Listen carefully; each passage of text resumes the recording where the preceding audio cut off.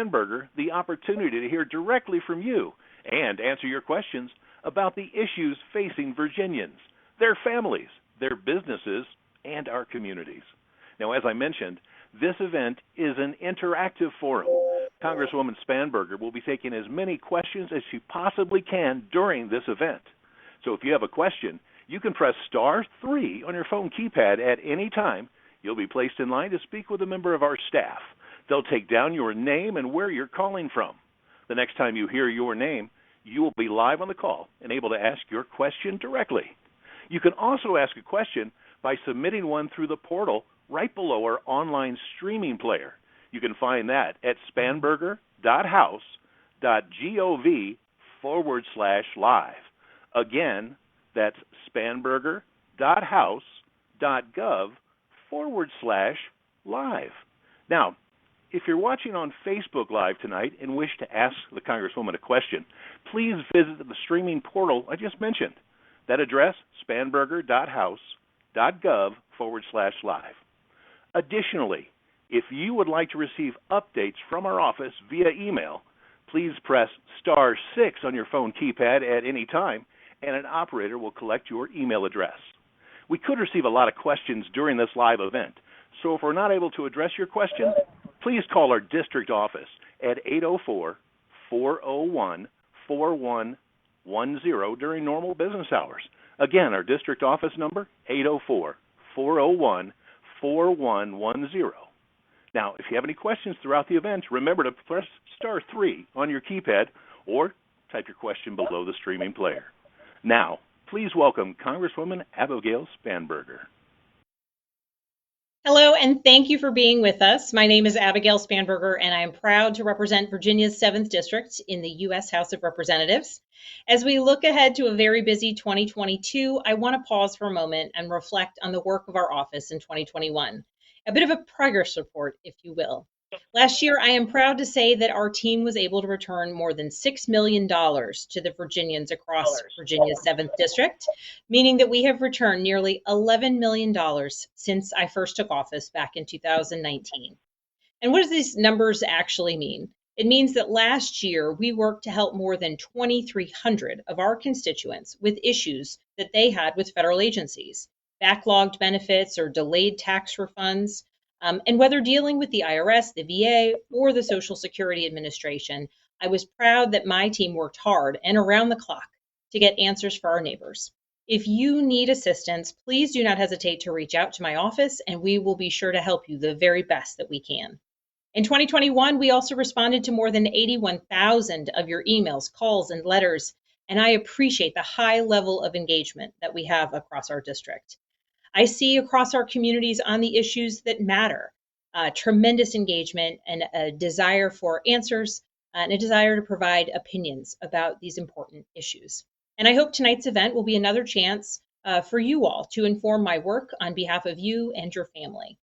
During last month's telephone town hall, we spoke about the bipartisan infrastructure bill, which had recently been signed into law. And this month, we're already seeing the results. A couple weeks ago, I announced a major award for Virginia bridge repair and construction. Thanks to this legislation, the U.S. Department of Transportation awarded $107 million for Virginia's bridges over the next year alone, and more than $536 million over the next 5 years. This award is good news for our workforce and for our economy. In the months to come, I will be working to make sure this funding can fix the more than 570 bridges in need of repair, reduce congestion, and keep our roads safe. I was proud to be one of the bipartisan infrastructure law's strongest supporters in Congress, and I'm even prouder to see this funding now starting to deliver real results in Virginia. Tonight, I hope we can touch on many of the issues impacting our region: rising prescription drug costs, access to addiction treatment and recovery services, and the needs of Virginia's local law enforcement and first responders, not to mention our ongoing economic recovery as we rebuild from the COVID-19 pandemic. It is my honor to serve you in Congress. I thank you for joining tonight's conversation, and I look forward to taking your questions. All right, for everyone that's joined us on this call, as a quick reminder, if you would like to ask a question, all you need to do is press *3 on your telephone keypad to enter the question queue. Again, please press star 3 if you would like to ask a question live on this call. Also, as another reminder on this interactive nature of this particular phone call, if you would like to join the Congresswoman's e-newsletter, all you need to do is press star 6 right now, and someone will take your email address and get you on the Congresswoman's e-newsletter list. Again, that is star 6 to join the Congresswoman's e-newsletter list, and star 3 to ask a question. And we've already got a number of folks with questions lined up, so let's get to them. We've got Margaret in Chesterfield joining us live on the line. Margaret, welcome to the call. Go ahead with your question, please. Yes, Abigail, or Representative Spanberger. It's not necessarily just a Virginia question. I think it is a national question.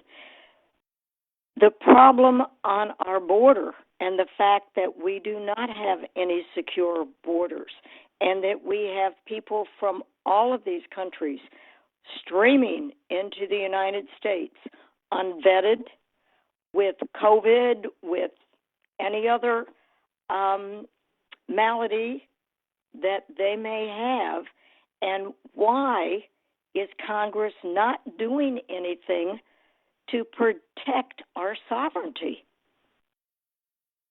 Well, Margaret, thank you very much for that question. I appreciate you being in touch and asking about our border security and what Congress is doing.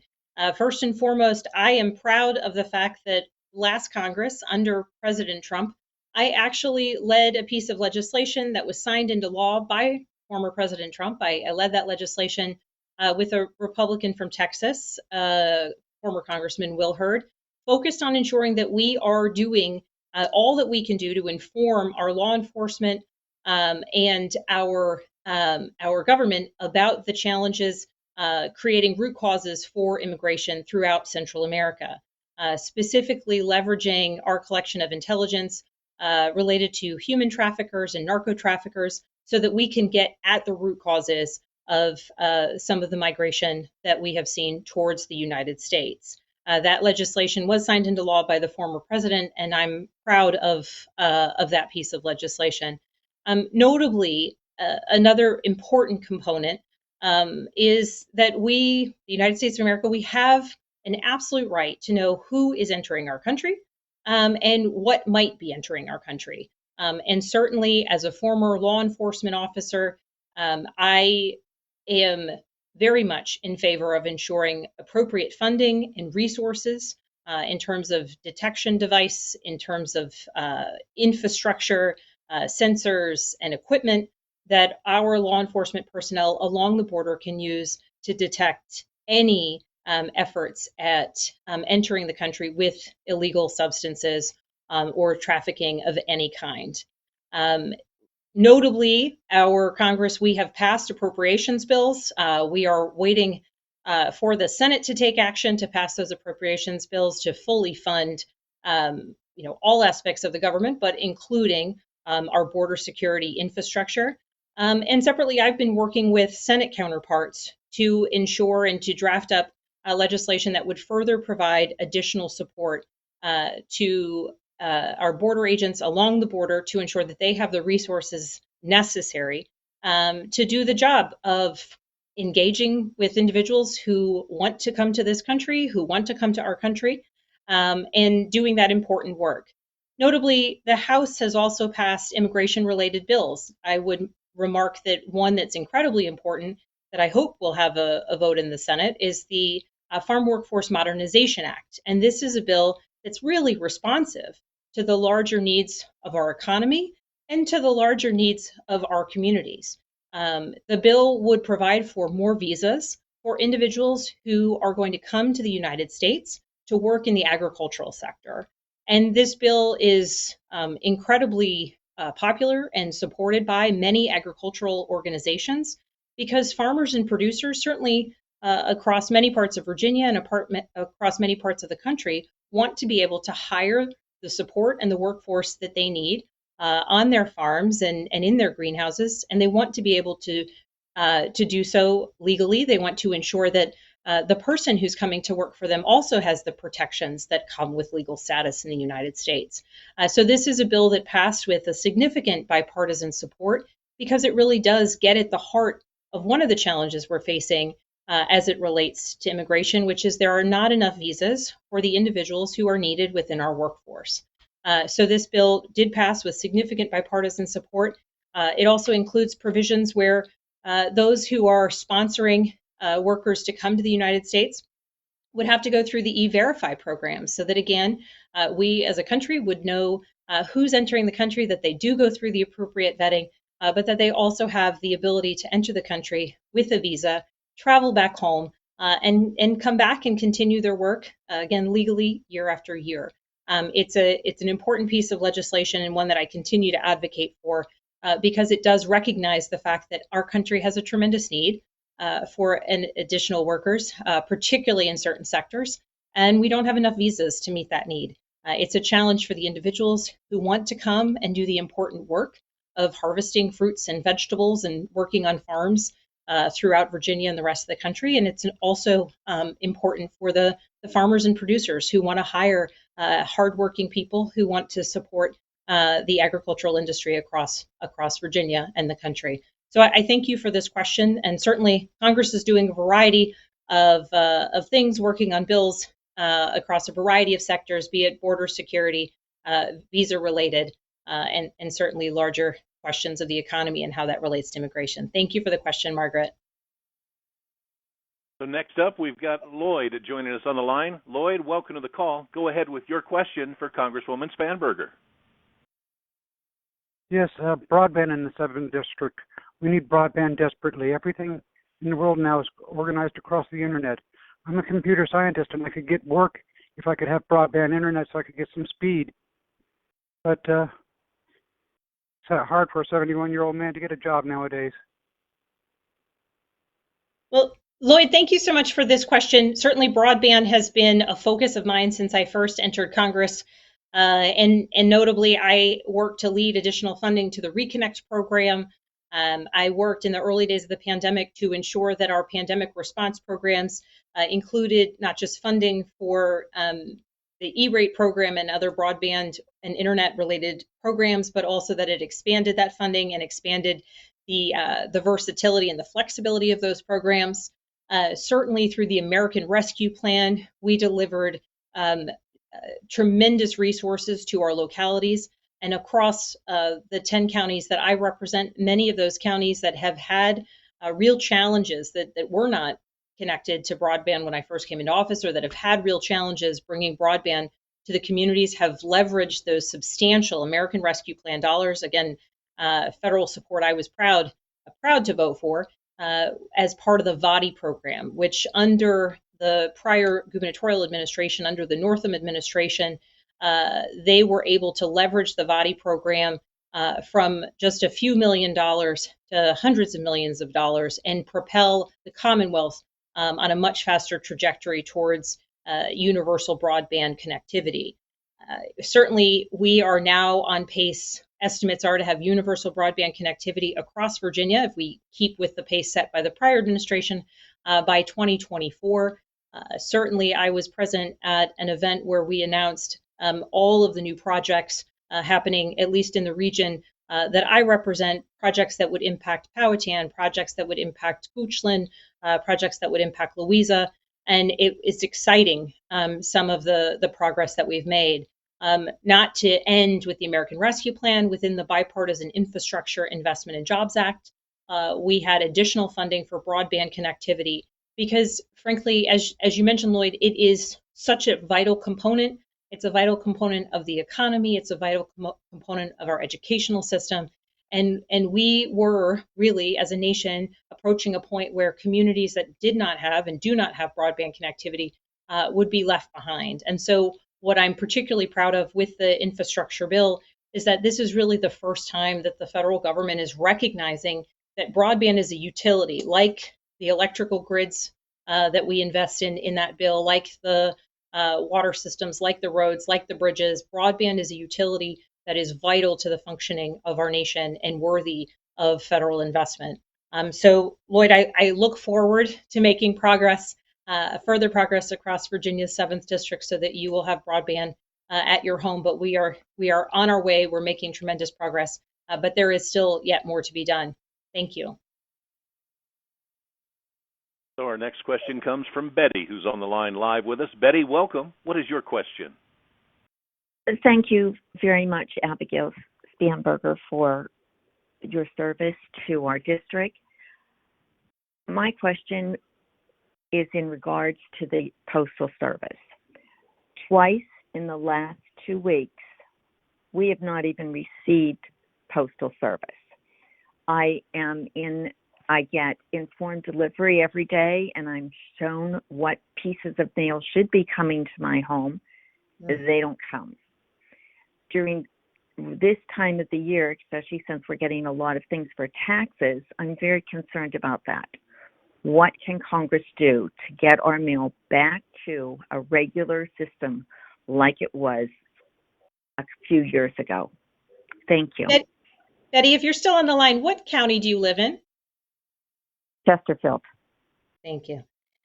So, Betty, and for anyone else listening, we have had challenges with the Postal Service, certainly in the early days of COVID, and ever since there have been challenges that we face with the Postal Service, and the impact is significant. Betty mentioned some of the challenges she's facing, concerns related to taxation paperwork, but truly many people across our district receive prescription drugs, particularly our veterans receive prescription drugs through the mail, and these delays can really have significant consequence. So in terms of what Congress can do, the most immediate of actions that we can take is actually on the constituent service side of the House. Certainly, while I am supportive of various different pieces of legislation to strengthen the Postal Service and potentially look towards a successful and important future for the Postal Service, when it comes to the specific challenges that come region to region or area to area, the way that we can have the most impact is through inquiries through constituent services. So, Betty, I'll make sure that my team follows up with you directly. And for anyone else who's listening who has consistent challenges that they're experiencing with the Postal Service, it would be important that you make our office aware so that we can follow up on those specific issues. And the number is 804-401-4110. Thank you. All right, as another reminder, if you'd like to receive updates from the Congresswoman's office via email, please press *6 now on your phone keypad or at any time during this call, and an operator will collect your email address and add you to the e-newsletter list. Again, please press *6 in order to join the Congresswoman's e-newsletter list and stay up to date with what's happening. So let's see here. It looks like we've got a question from Deborah that was submitted online, and Deborah asks, when will Medicare be able to negotiate with drug companies to lower drug prices? I can't afford a blood thinner because it will put me into the no coverage gap of Medicare Part D. Deborah, thank you for this question. You may or may not be aware that well before I even got to Congress, I have been advocating for Medicare to be able to negotiate the cost of prescription drugs. And for anyone who's listening or watching, I think it's important for you to note that Medicare is currently prohibited by law from negotiating the cost of its prescription drugs. So we look at another entity, the VA. The VA is able to negotiate the cost of prescription drugs that it utilizes and prescribes to its patients, but yet Medicare Part D is not able to do the same. The important part here is that without negotiation, we know that American seniors pay as much as 10 times as much as what seniors pay in other countries. And so in a country like the United States of America, where we focus on the competition of our capitalist economy, it is outrageous to me that Medicare cannot negotiate, legally prohibited from negotiating the cost of prescription drugs. So I think that I'm in significant agreement with Deborah about the problem. And so now let me talk about what it is that we're doing about it.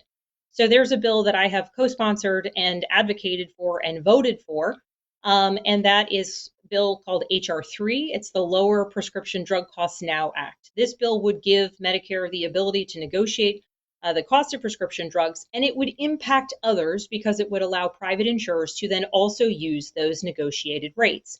This is incredibly important. It would, through those negotiations, allow for us to put downward pressure on prices and lower those prices that are paid by seniors and people who use private insurers. So that's the first thing that we've done. We've passed it in the House. It did receive bipartisan support, but unfortunately, it has not yet received a vote in the Senate, and it's not anticipated that it will in the near term.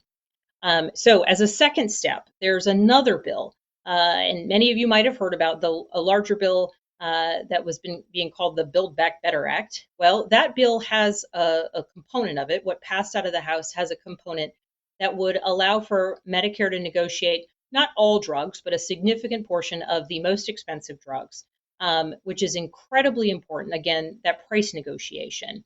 It also would ensure an out-of-pocket cap of $2,000 per year. So when I hear from constituents that they're in the donut hole, that they can't afford their out-of-pocket expenses, the fact that we could cap out-of-pocket expenses for Medicare patients is incredibly important. The other thing that this bill would do is cap insulin at the cost of $35 per month for those on Medicare and anyone else. The important thing here is that I have heard directly from constituents in our district where a parent and a child both have diabetes, they both need insulin, and the parents are literally determining and structuring how they purchase the life-saving insulin that they need because of the significant costs that they have to carry to keep both the parent and the child healthy. So this is another bill that we passed through the House, and we are looking for it to get a vote in the Senate. Negotiations are still ongoing with our Senate partners, and I remain hopeful that this cost saving, and I would note that cost saving, these Medicare negotiation pieces of legislation, be it H.R. 3 or the component within the Build Back Better Act, save the federal government millions of dollars. And allowing for the savings from those drug price negotiations to be utilized to improve Medicare coverage is an important part.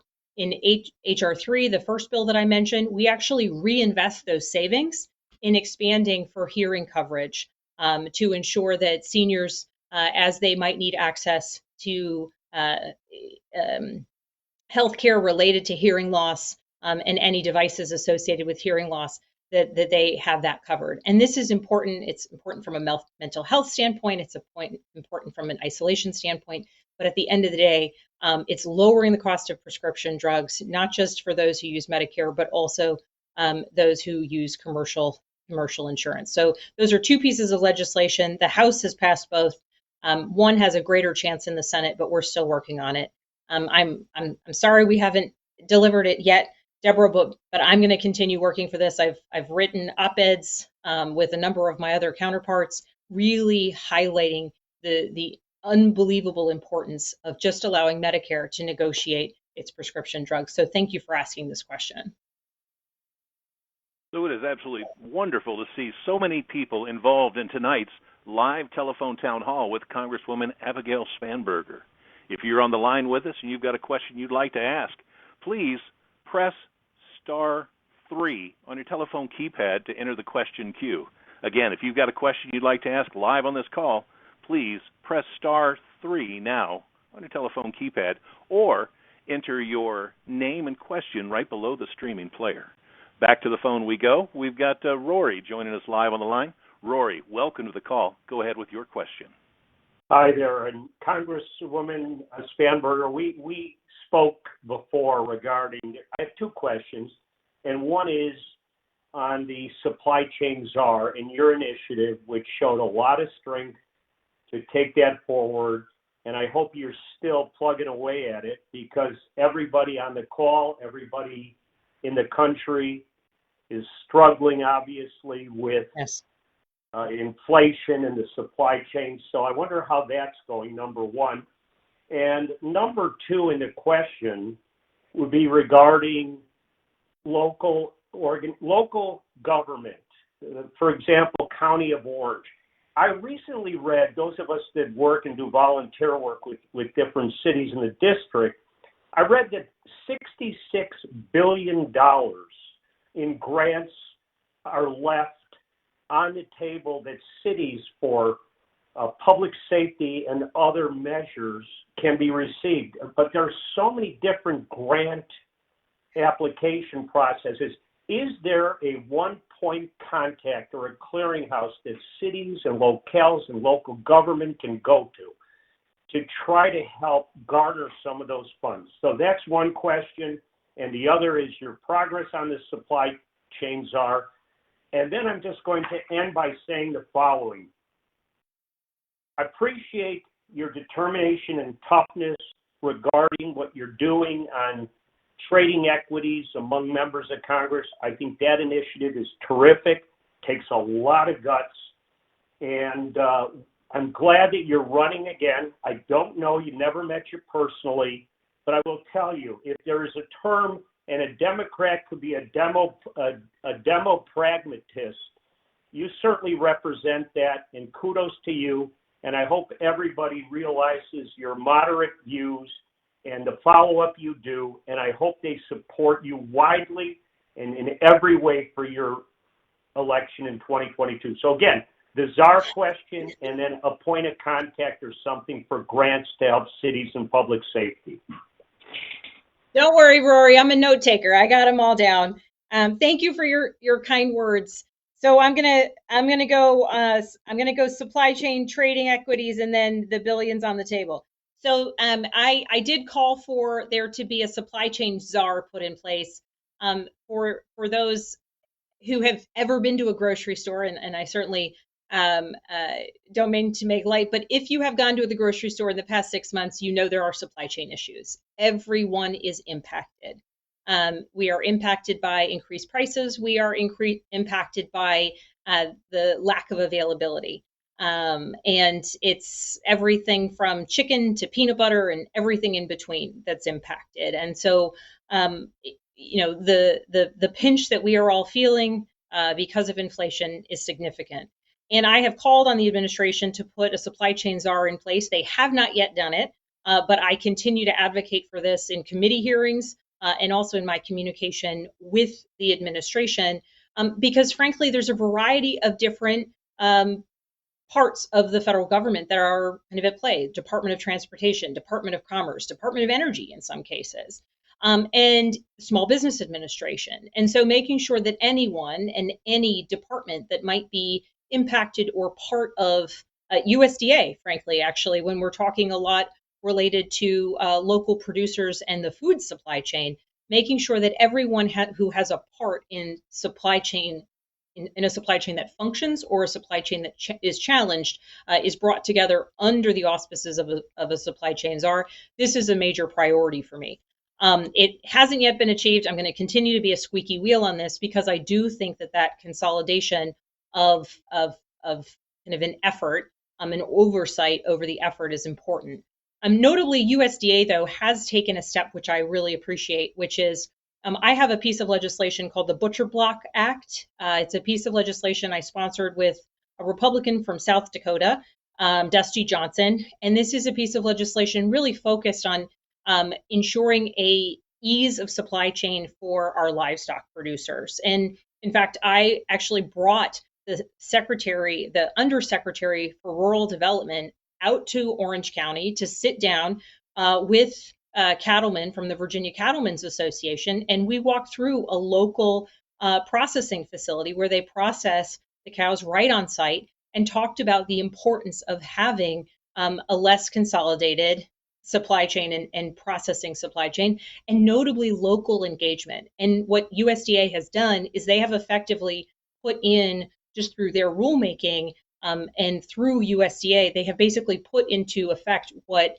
Congressman Johnson and I were calling for in this bill. So, individually, we see positive steps in the right direction, and I'm certainly pleased by what USDA has done. The second issue related to trading equities. So Rory mentioned this. I have a bill that I introduced back in 2020.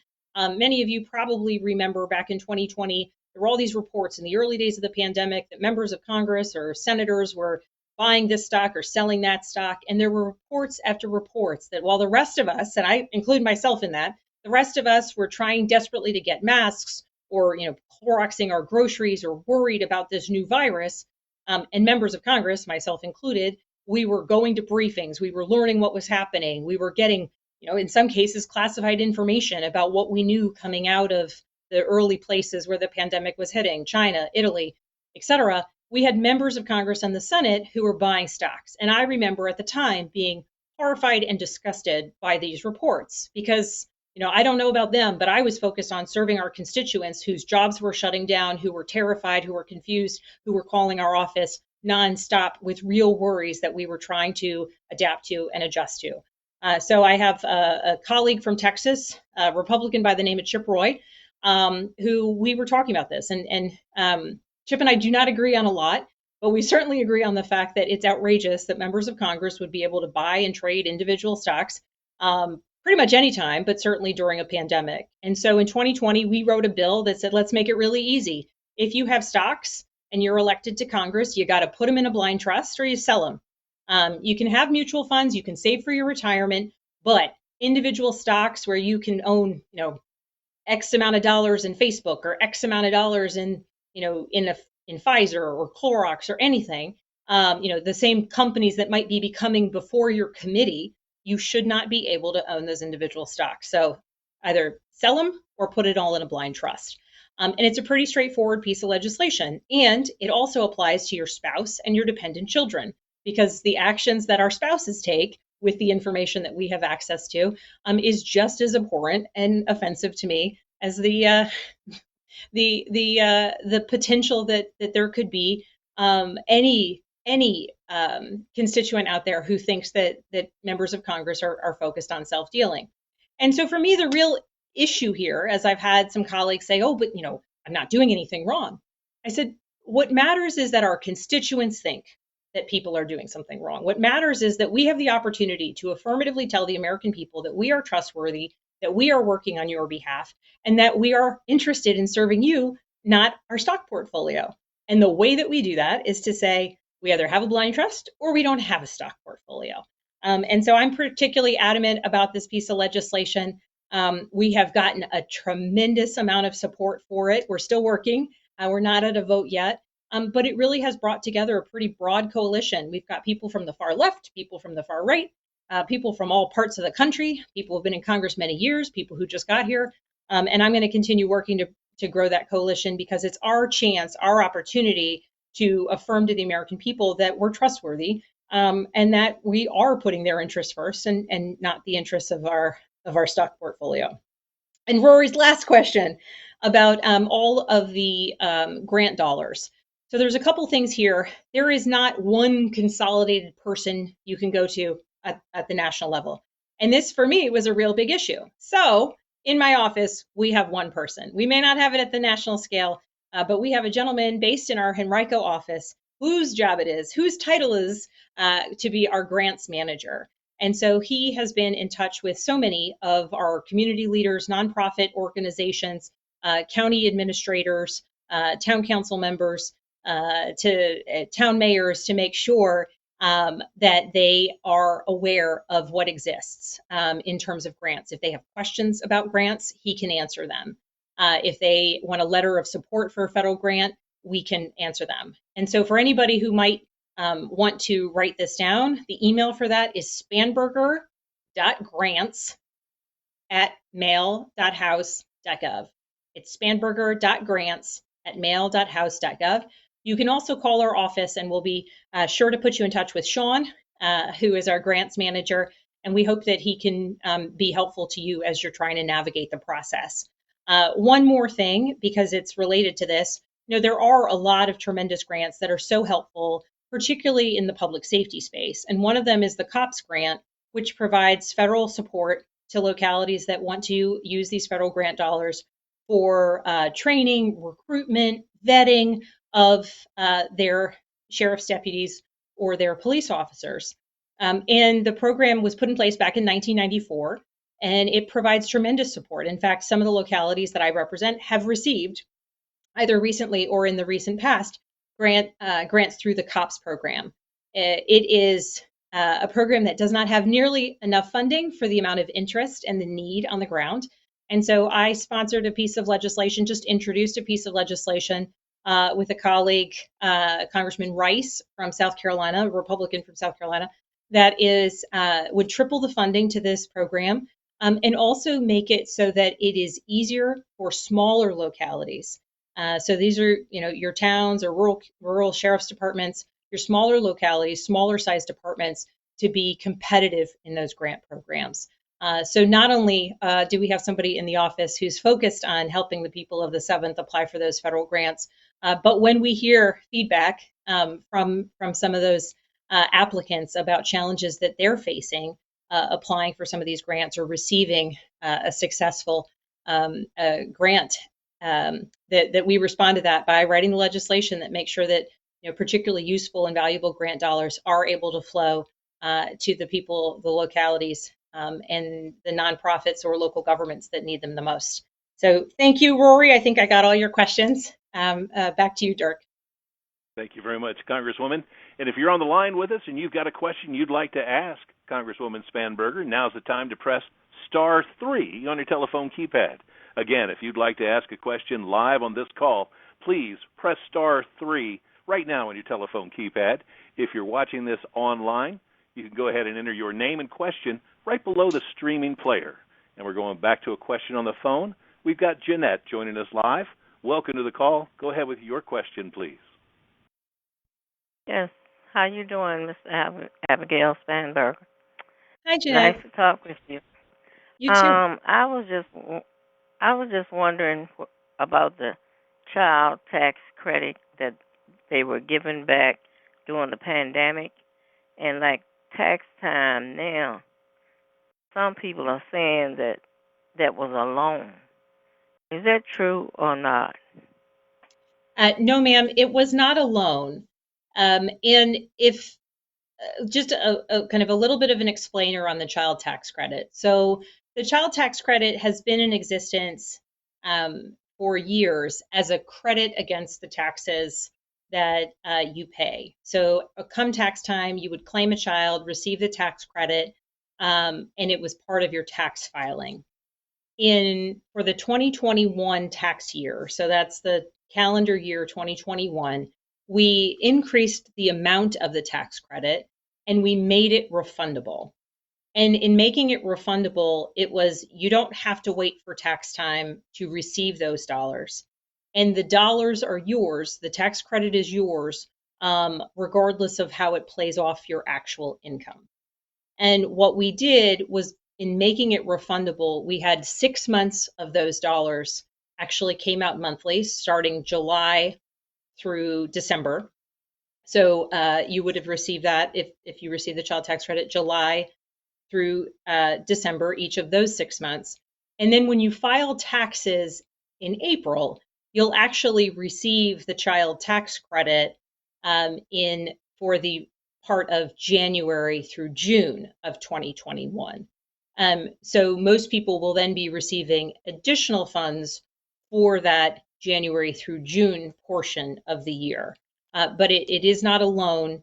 It is money that people are getting because the child tax credit was made refundable this year, as opposed to just a credit against the taxes, the earnings you had and the taxes that you pay. And if anyone has any additional questions about that, I welcome you to reach out to our office and we'll make sure that you have any additional resources you may need to kind of understand the way that tax credit works, again, this tax year, 2021. So, Congresswoman, we've got a question that was submitted by James online. And James states, companies like Facebook, Google, and many more continue to expand their use of our personal data for their purposes and sell that data broadly. And so with increasing frequency of breaches, what's being done to protect us? So there's a couple different answers to protecting our data. One, I have a bill called the Cybercrimes Metrics, or Better Cybercrimes Metrics Act, which is a piece of legislation that I've introduced focused on ensuring that we can actually track cybercrimes, which is not exactly what you were asking about, James, but in the places where we have cyber crimes against individuals, against companies, where your information might be stolen and used incorrectly, ensuring that we can better track those crimes, then allow us to actually find, or allow our law enforcement professionals to be able to better investigate those crimes and ultimately understand the how we can work to make people safer from that sort of criminal behavior. Now, speaking specifically about the companies that take your personal information and then sell it and exploit it, there are a couple other pieces of legislation led by some of my colleagues that would require and put in place reforms to the way social media companies can utilize data. And I am a co-sponsor of a couple different bills in this place, in this space. But currently, Congress continues to do on the Oversight Committee oversight of the way these companies work, of how they use data.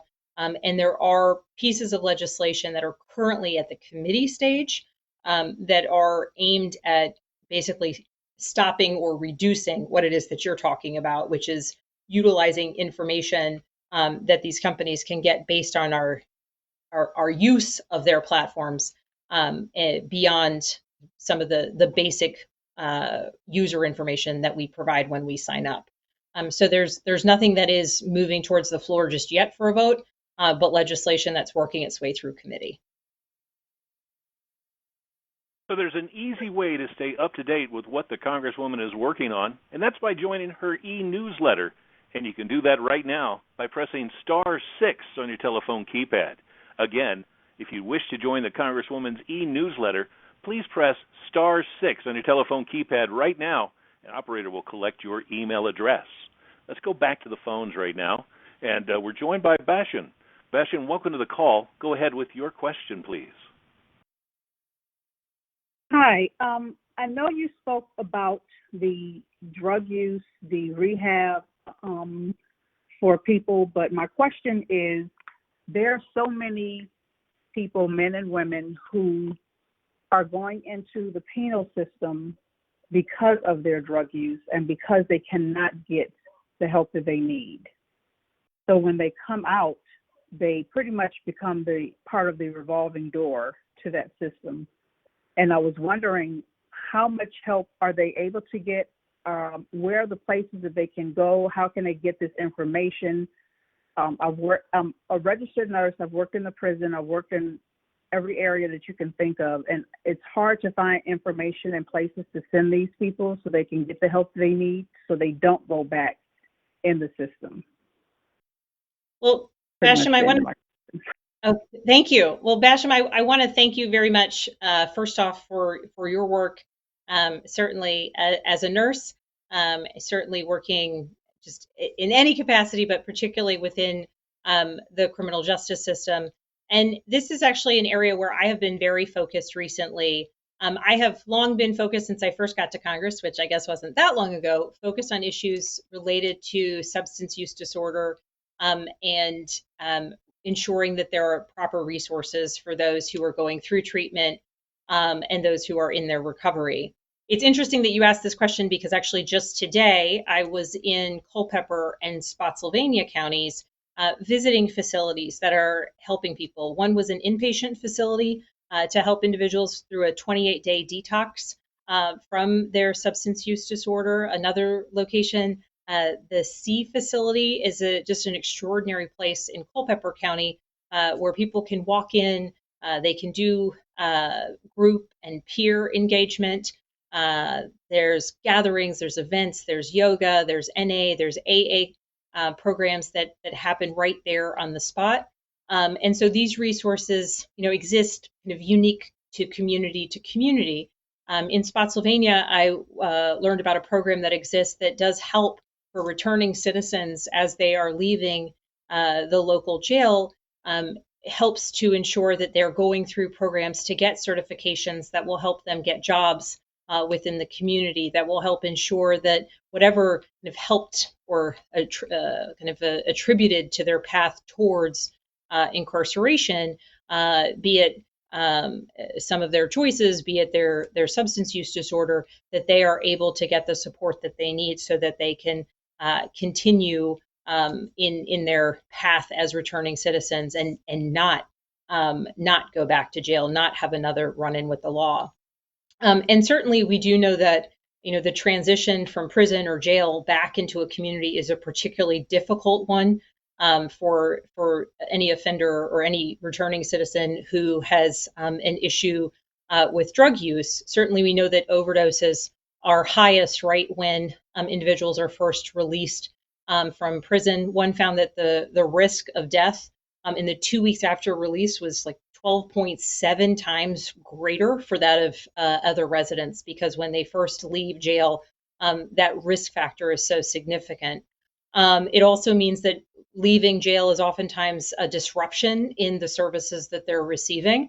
And so really the federal government can and should do more during this time. One of the things that's incredibly important that I'm advocating for, that I support, is to allow people to access Medicaid for incarcerated individuals. So I am supportive of a piece of legislation, a co-sponsor of a piece of legislation that would allow people to sign up for Medicaid their last 30 days of their incarceration or of their time in jail, which means they can fill out the paperwork when they're in jail. It means that they can start to prepare for the resources that they will have access to and that they will utilize when they are back in the community. And it means that what the day they walk out of that jail, they know how they can continue their recovery, how they can continue to avoid substance use, because they will have the support, and be it medical, be it peer-to-peer counselor, they'll have that. Ultimately, there's really no dedicated funding stream. So one of those is the healthcare provisions through Medicaid.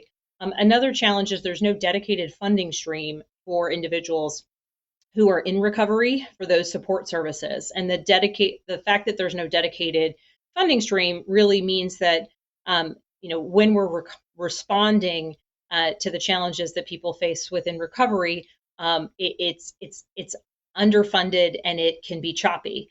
So I am leading a piece of legislation that's called the Support Recovery from Addiction Act, which would actually create a 10% set aside from the Substance Abuse Block Grant Program.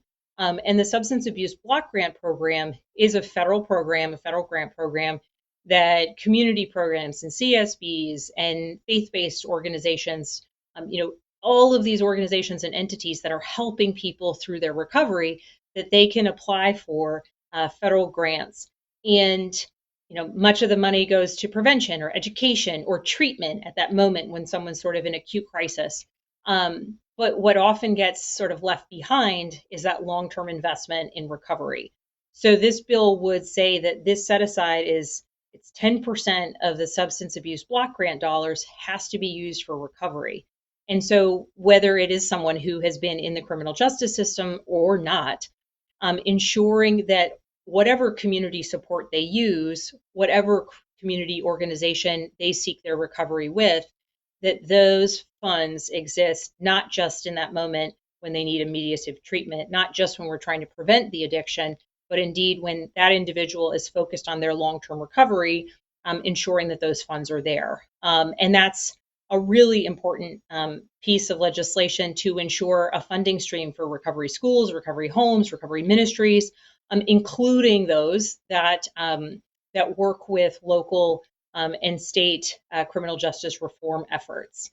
So I'm doing work on this space. I'm also in the kind of final stages of working on a piece of legislation related to jail diversion efforts, particularly for those who are experiencing substance use disorders or mental health challenges. But we're still working on that legislation and look forward to introducing it in the coming months. So thank you for this question, and certainly thank you for your work. And I'm just really proud that there is a lot of good work happening across our community in this space, and certainly was glad to visit 3 such locations just today. So joining us next on the line, we've got Lee. Lee, welcome to the call. You're live with Congresswoman Spanberger. What's your question? Hi, Congresswoman Spanberger. This is Lee, and I'm from Chesterfield County. I have 2 sons. Well, actually, one is my son and one is my son-in-law. They're both police officers in the Commonwealth. And Last year, we had 346 shootings of police officers, and every time they go to work, I have to worry that either one of them are going to come home. My son-in-law has two young children, and they both entered the police force of their own volition to serve the community. They are both very good Christian young men, and they chose to be in this field. They went to college. They worked hard. They were both top of their class in college, and they got degrees in Homeland Security, so they could have worked anywhere, but they chose to work in this field because they care about the places that they live in. And they are not out there to be anything more than a help to their community. And every day they have to worry about someone harming them and dragging them into an ambush because of what's going on in this country and this defund police movement that's going on. I'd like to know how you plan on handling this, and with the situation in Virginia that happened in the last several years with allowing criminals that were on life sentences with parole and early releases and things like that were going on, of violent criminals that were put in jail for killing police officers in this country, and they've been allowed to be released from jail. I'd like to know what your stand is on this situation. Well, Lee, thank you very much for this question and for the service of your son and your son-in-law. I was a former law enforcement officer for a short time in my career, but certainly an impactful number of years when I worked money laundering and narcotics cases. I'm the daughter of a career law enforcement officer and come from a law enforcement family. So I'm grateful for the work of your son and your son-in-law. And I think that the men that you described, men who want to serve the communities in which they live, who want to make their community better, who want to protect, to serve, that is exactly what everyone should expect of every police officer. And that's what we should expect of community policing. It is meant to truly ensure that people like your son and your son-in-law are serving, are protecting, and are devoting their time and their service to their community to protect everyone, to keep us safe. And I am really, truly grateful for the work of the police throughout the 10 counties and the sheriff's deputies throughout the 10 counties that I represent. They do extraordinary work. And certainly, I fully and completely have been very clear in the past, but I'm happy to take the moment to state it again. I do not support defunding the police to any degree. Unequivocally, I do not support defunding the police. And in fact, I support additional funding to police.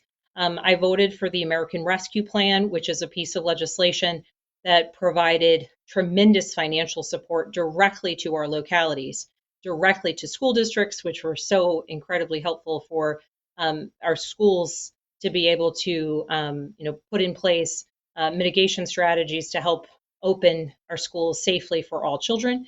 But it also delivered millions upon millions of dollars of federal support to our localities for them to really be able to ensure on-the-ground needs are met. And some localities have used that to fund police, have used those funds to fund police. And the flexibility we provided with that bill is important. But I mentioned a bill a little bit ago, and I'll address it again. There's a program called the Community Oriented Policing, COPS. And so it's a COPS grant program that provides funding to localities to support their training, their vetting, their salaries, so that police departments, large and small, and sheriff's departments, large and small, can recruit, can train, can vet, can ensure, can retain, and can ensure that they have the very best of the best serving their communities. And this program is constantly underfunded compared to the demand and the need for support. Certainly just a couple months back, the Biden administration announced tens of millions of dollars in COPS grant funding that would be going out. Many localities within Virginia received funding as well. But certainly my bill, a bipartisan bill with a colleague, Congressman Rice from South Carolina, would triple the funding to that program. and reauthorize it for 10 years into the future. And the reason that I think this bill is so important is I have heard from law enforcement officers, from our sheriffs, from police chiefs about the challenges that they have faced throughout the pandemic. We are at a place and a point in time where we have law enforcement officers responding to an unprecedented number of overdoses, of crises. Just even a couple weeks back, some of the counties that I represent that were particularly impacted by the storms, their sheriff's department was out responding to downed trees with more than 500 calls in a 24-hour period. Only one of them was resulted in something that was related to an actual criminal issue. Because when you need something, when something is wrong, people call the police and they respond. And so this is why I'm so supportive of the COPS grant program. This is why I think the funding is incredibly important. And it's informed by the conversations that I have had directly with police chiefs, police officers, sheriff's deputies, and the sheriffs across the 10 counties that I represent. And I recognize, certainly, I recognize that the worry isn't just with the police officers of the challenges that they're facing every day. It's also with the family members, with the mothers-in-law, and I'm grateful for this question, and I'm appreciative of the opportunity to be able to say thank you for your family service, and certainly thank you to your son and your son-in-law.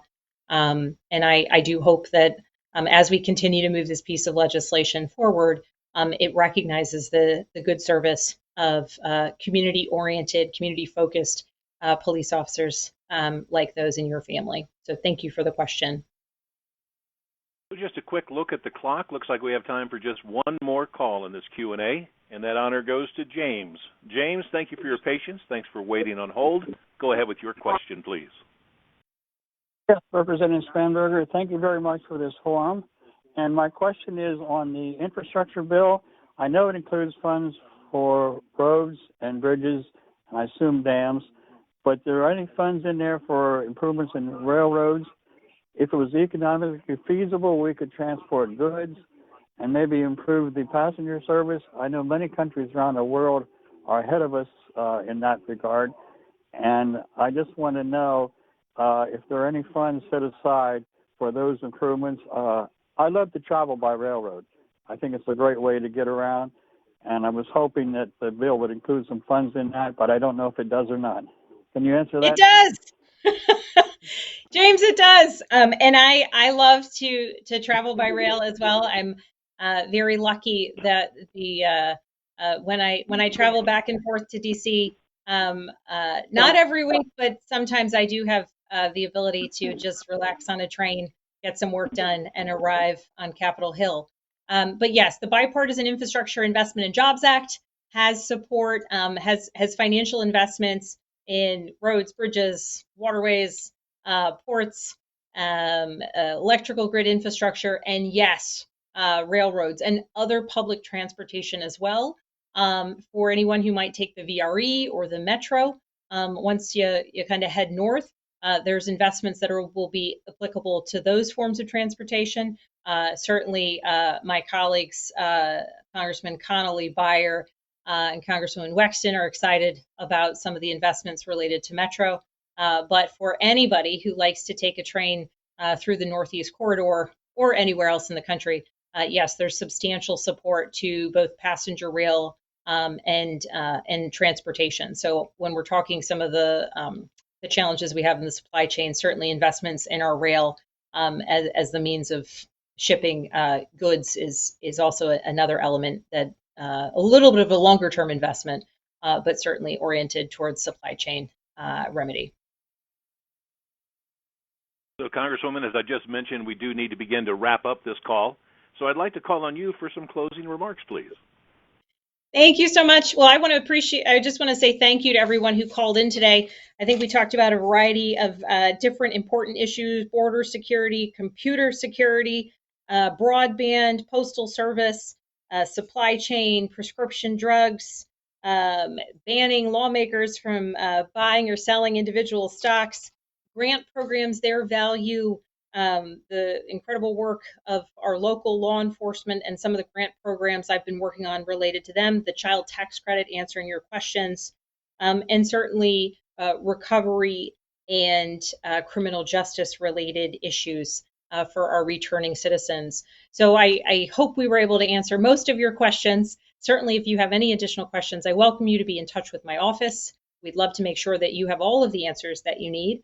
And as always, if we can help you as you are trying to navigate a federal agency, Social Security, the VA, Medicare, State Department, a passport issue, Postal Service, please be in touch with our office. We have an incredible team of individuals who are focused on ensuring that we can help you as you try to navigate the system. We can't solve all the problems, but we can certainly assist you as you go through the process and ideally ensure that you're getting the support and the help that you need. So to all the constituents on the line, thank you so much for the honor of representing you. Thank you for calling in with your questions. And I, again, once again, appreciate the opportunity to be accountable to you all and to answer your questions. I wish you all a very, very warm evening. We might be getting some weather tomorrow, so please be safe if you're on the roads. And again, thank you for joining us tonight. As mentioned, we're coming to the end of our live event this evening. Thank you for taking the time to join us for this important Virginia-focused telephone town hall with Congresswoman Abigail Spanberger. We appreciate the opportunity to answer your questions, but if we weren't able to get to your question this evening, you can call our district office at 804-401-4110 during normal business hours. Again, the district office number, 804-401-4110. Or you could go to spanberger.house.gov. Thank you again for participating in tonight's call. We hope you stay healthy and safe and have a wonderful evening.